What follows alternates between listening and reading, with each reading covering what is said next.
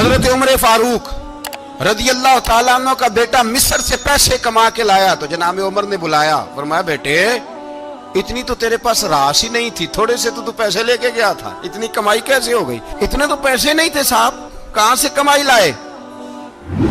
اس نے کہا ابا جی وہ جو میرے چچا ہے نا مصر کے گورنر، آپ کے دوست، انہوں نے میری مدد کی ہے۔ فرمایا جتنے لوگ گئے تھے سب کی ہے مدد اس نے؟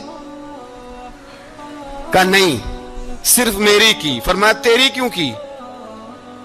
تیری کیوں کی؟ کہا حضور آپ کے دوست ہیں۔ فرمایا چپ کر، حضور انہوں نے مجھے اتنے پیسے دیے، میں نے کاروبار میں ڈالے تو نفع آیا تو میں ان کی رقم دے کے۔ فرمایا خاموش ہو جا، باقی جتنے لوگ گئے تھے سب کی مدد کی اس نے؟ کہا نہیں حضور صرف میری کی۔ فرمایا اس نے تیری مدد نہیں کی، اس نے خلیفہ کے بیٹے کی مدد کی، اس لیے کہ وہ خلیفہ کو اپنے حق میں نرم کر سکے۔ فرمایا آدھا مال تیرا ہے، آدھا مال غنیمت کا ہے، مال خزانہ کا ہے، مسلمانوں کا ہے، اس لیے کہ تو جو وہاں سے مال کما کے لایا ہے وہ اپنے باپ کے خلیفہ ہونے کی وجہ سے کما کے لایا ہے، لہذا رکھ ادھر۔ یہاں کہتے ہیں کدھر سے آیا، کیسے آیا، کون سا حساب دیں، کیا کریں؟ او بھائی حضرت عمر رضی اللہ تعالیٰ عنہ کا اپنی اولاد کے بارے میں یہ رنگ ہے۔ حضرت عمر کا بیٹا مصر گیا، وہاں سے کمائی کر کے لایا، تجارت کرنے گیا، لاکھوں کا مال۔ کون سا باپ ہے دنیا میں جس کا بیٹا باہر سے پیسے لے کے آئے تو ابا تفصیل پوچھے کہ بیٹا کہاں سے کمائے، کہاں سے لایا، کتنے ملے، کیوں آئے؟ کون سا باپ تفصیل پوچھتا ہے؟ ابا تو کہتا لا صحیح اور تعریفیں کرتا ہے میرا بیٹا بڑی کمائی کرتا ہے۔ کبھی پوچھا ہے اس سے کہ ڈیوٹی صحیح دیتا ہے کہ نہیں؟ کبھی پوچھا ہے کہ تو ایمانداری کی روزی لاتا ہے کہ حرام کی کماتا ہے؟ یہ باپ کی ذمہ داری ہے، یہ اماں کی ذمہ داری ہے۔ پھر کہتا ہے بیماری کیسے آ گئی، پریشانی کیسے آ گئی؟ تو نے کبھی سوال کیا اپنی اولاد سے؟ ایک جنگ سے نا خوشبو آئی، خوشبو بڑی مہنگی ہوتی تھی، عرب میں خوشبو آج بھی بڑی مہنگی ہے، وہ زیادہ استعمال کرتے ہیں۔ میری باتوں کی سمجھ آ رہی ہے میرے بھائیوں؟ بڑی مہنگی خوشبو تھی۔ جب وہ خوشبو آئی تو حضرت عمر نے کہا، گھر میں پہلے پہنچی حضرت عمر کے، چونکہ زیادہ عورتیں استعمال کرتی تھی گھر کے اندر خوشبو، مرد بھی لگاتے تھے۔ حضرت عمر نے اپنی بیوی سے کہا، آپ کی زوجہ تو تھی وہ بڑی خوشبو کو پسند کرتی تھی۔ حضرت عمر نے اپنی زوجہ سے کہا کہ خوشبو لاؤ، میں نے ایک عورت کی ڈیوٹی لگائی ہے، وہ خوشبو تول کے نا تو حصہ برابر صحابہ میں بانٹ دے گی۔ تو آپ کی زوجہ کہنے لگی کسی بی بی کی ڈیوٹی لگانے کی کیا ضرورت تھی، میں جو موجود تھی میں بانٹ دیتی ہوں تول کے حصہ برابر۔ آپ نے فرمایا نہیں تو رہنے دے، وہ فلانی بی بی بانٹے گی۔ کہا حضور میں نے بھی بانٹنی ہے، میرے پہ کچھ حق ہے؟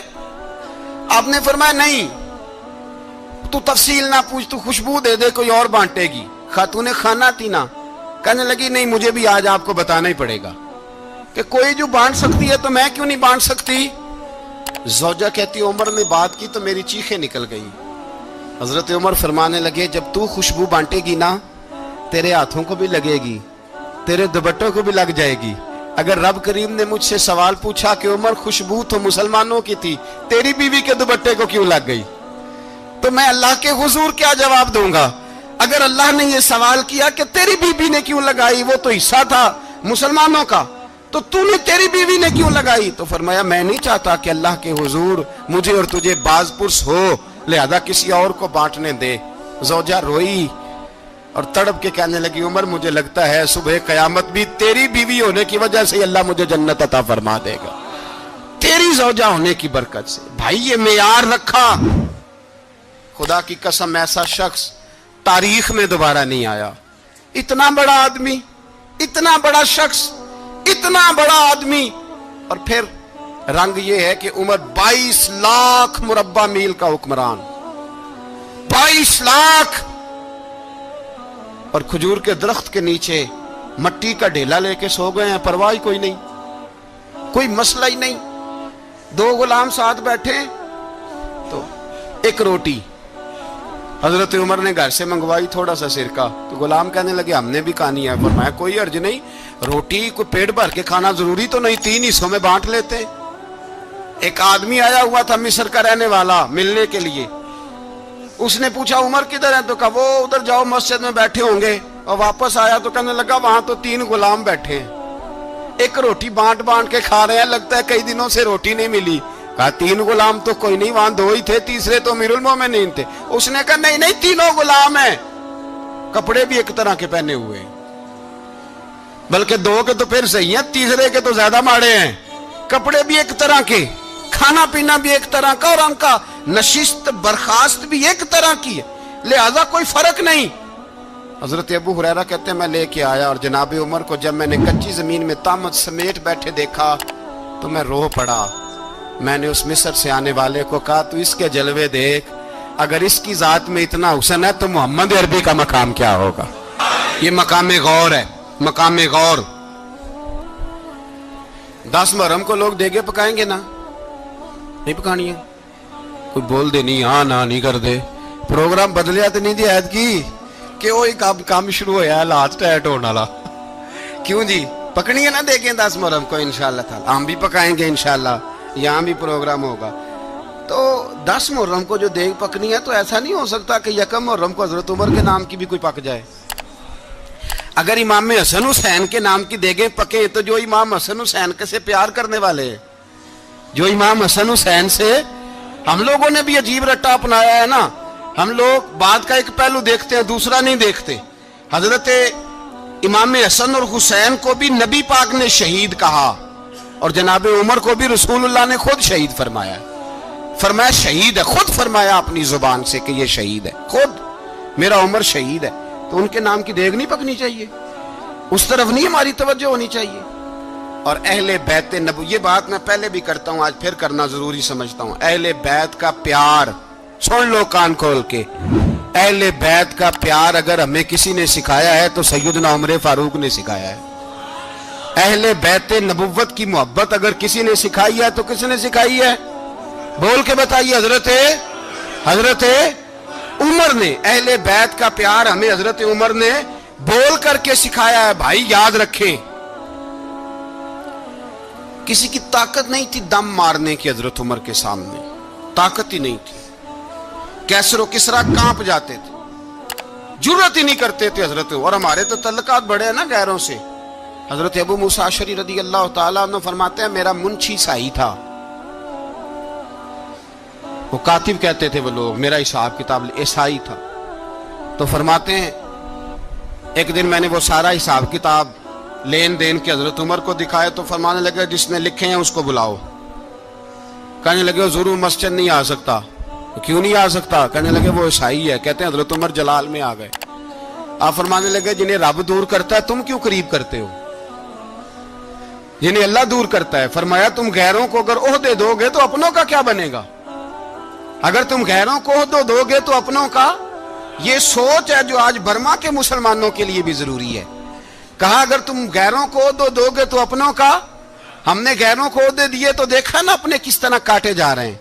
غیروں کو جو عہدے دے دیے یارانے سارے غیروں سے، روز دعویٰ ہوتا ہے چین ہمارا سجن ہے، چین ہمارا دوست ہے۔ او بھائی دوست ہے تو اس سے کہو نا کہ برما تو تمہاری ایک چھوٹی سی ریاست ہے، چین کے بغیر تو وہ سانس بھی نہیں لے سکتا، اس کو کہو نا اس حکومت پہ دباؤ ڈالے۔ لیکن ہم لوگوں نے غیروں کو عہدے دیے تو اپنے پس گئے۔ حضرت عمر کہتے تھے ذمی کا ہم ادب کریں گے، ذمی کافر کا ہم، ایسا کافر جو مسلمان ریاست کو قبول کرے، بدامنی نہ پھیلائے۔ ایک آدمی کو آپ نے دیکھا آنکھوں سے نابینا ہے اور بھیک مانگ رہا ہے، تو حضرت عمر کو نظر آ گیا، فرمایا کون ہو؟ اس نے کہا میں یہودی ہوں۔ فرمایا بھیک کیوں مانگتے ہو؟ کہا جب تک تندرست تھا مسلمانوں کو جزیہ دیتا تھا، بوڑھا ہو گیا ہوں کیا کروں؟ حضرت عمر نے گھوڑے کی پشت پہ بٹھایا، کافر کو گھوڑے کی پشت پہ بٹھایا اور بٹھا کے مدینے لائے۔ حضرت علی شیر خدا وزیر خزانہ تھے، فرمایا علی اس کا وظیفہ جاری کرو۔ کہا یہ کون ہے؟ فرمایا یہ یہودی ہے لیکن یہ ہمیں جزیہ دیتا رہا، بوڑھا ہو گیا بیچارہ، بھیک مانگنے پہ مجبور ہے، ہماری حکومت کے اندر رہتا ہے، اس کا پورا وظیفہ جتنا خرچہ اتنا وظیفہ لگاؤ۔ حضرت علی کہتے ہیں میں وظیفہ لگا رہا تھا اور وہ میرے نبی کا کلمہ پڑھ رہا تھا، وہ رسول اللہ کا کلمہ پڑھ رہا تھا۔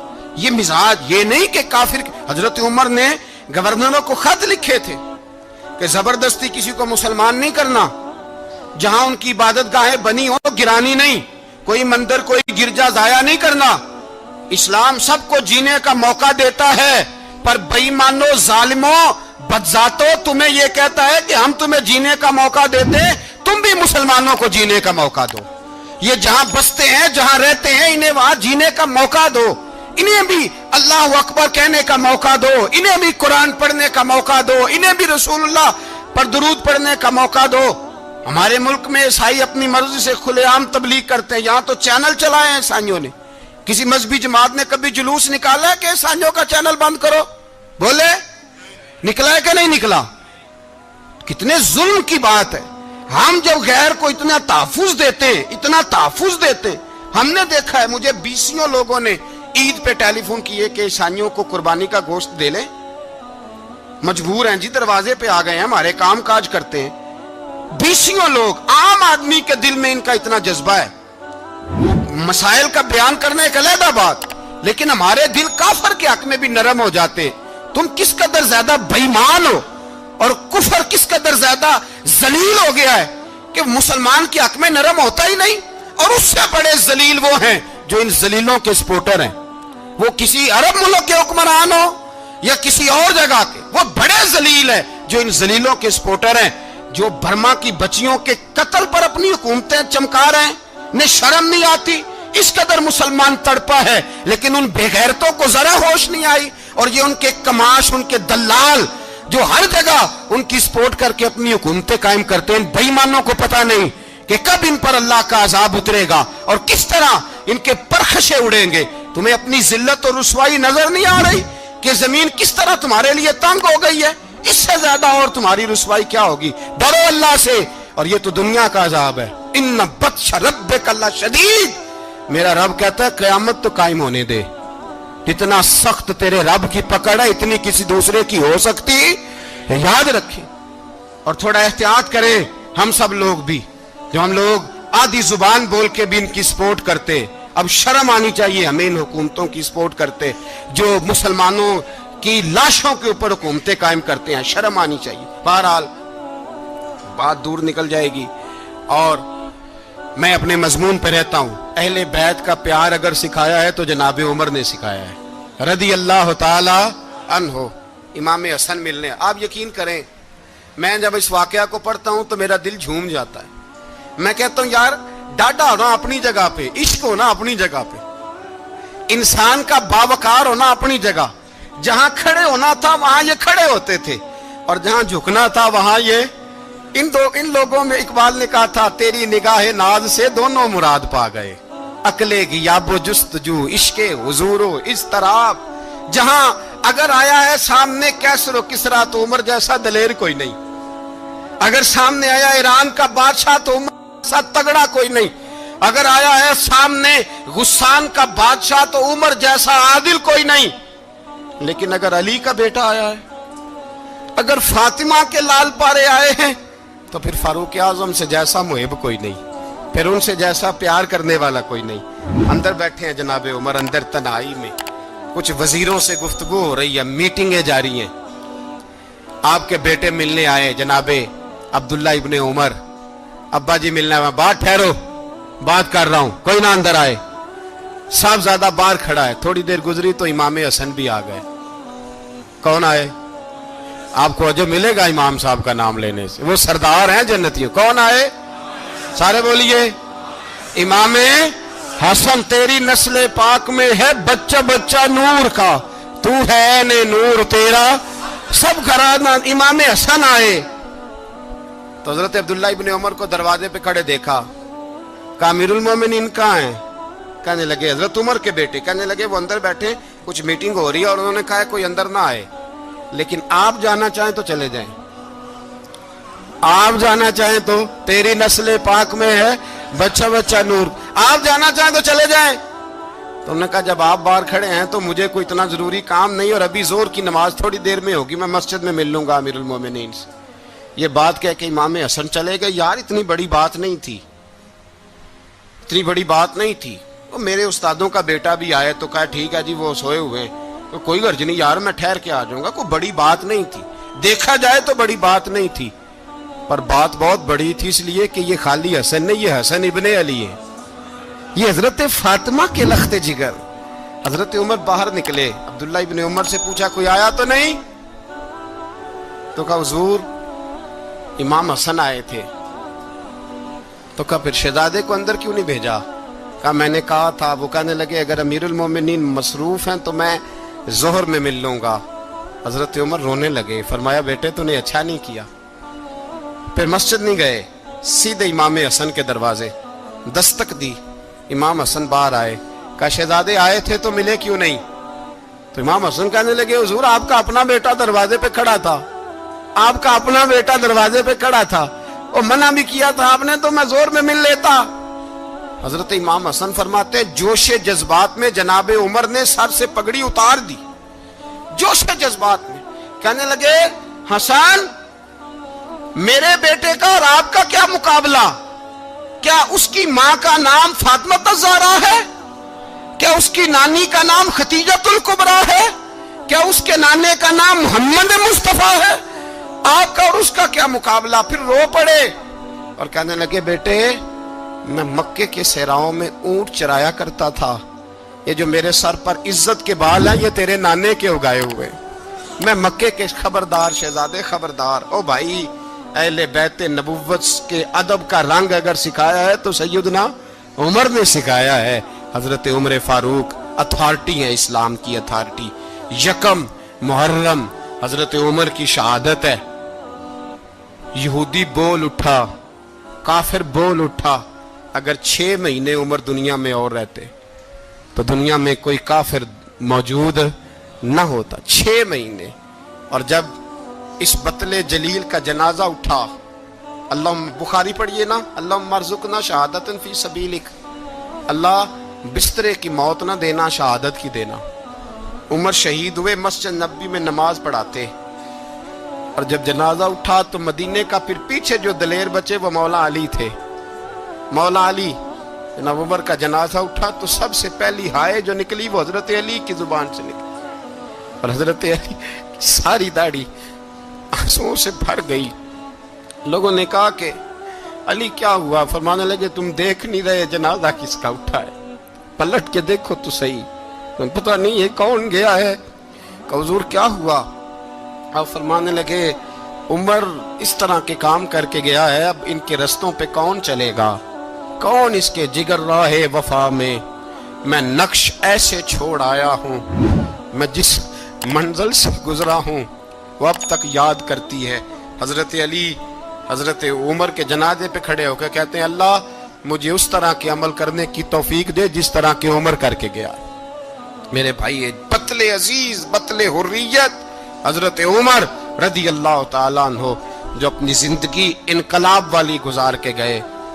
عمر جب دنیا سے گئے تو 80 دینار کا قرضہ تھا, 22 لاکھ مربع میل کا حکمران, اور اپنے بیٹے سے کہنے لگے بیٹے کوشش کرنا تیرے خاندان والے مل کے میرا قرضہ اتار دے, میری قبر پہ بوجھ نہ رہے, اور اگر خاندان والے مدد نہ کریں تو میرے دوستوں سے بات کرنا, وہ مدد نہ کریں تو پھر علی سے بات کرنا. ان کا پیار آپس میں اتنا, اور تو اختلاف ثابت کر رہا. 80 دینار کا قرضہ چھوڑ کر حضرت عمر دنیا سے گئے, اور جاتی دفعہ کہہ گئے میرے بعد میرے بچوں کو حکومت کے مشورے میں بھی شامل نہ کرنا, حکومت کے مشورے میں بھی میری اولاد شامل نہ ہو. اتنا بڑا شخص اتنا بڑا رنگ دے کے یکم محرم کو جب عمر فاروق کا وصال ہوا تو بیٹے سے کہنے لگے اماں عائشہ سے جا کے کہو میرا بھی نبی پاک کے روزے میں دفن ہونے کو دل کرتا ہے.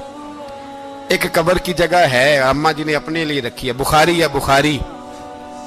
حضرت عائشہ کے پاس صاحبزادے گئے, کہنے لگے اماں جی عمر کو زخم لگ گیا ہے, حالت بڑی پریشانی والی ہے. وہ کہتے ہیں اگر اماں اجازت دیں. سید عائشہ رو پڑی, فرمانے لگی کہ وہ اپنی قبر کی جگہ تو نہیں نہ کسی کو دیتا, پر عمر نے کمال ہی بڑا کیا. اسے کہو جاؤ گنبد خضرا میں قیامت تک جو مصطفیٰ پہ اور ابو بکر پہ سلام پڑے گا وہ تجھ پہ بھی سلام پڑھ کے جائے گا.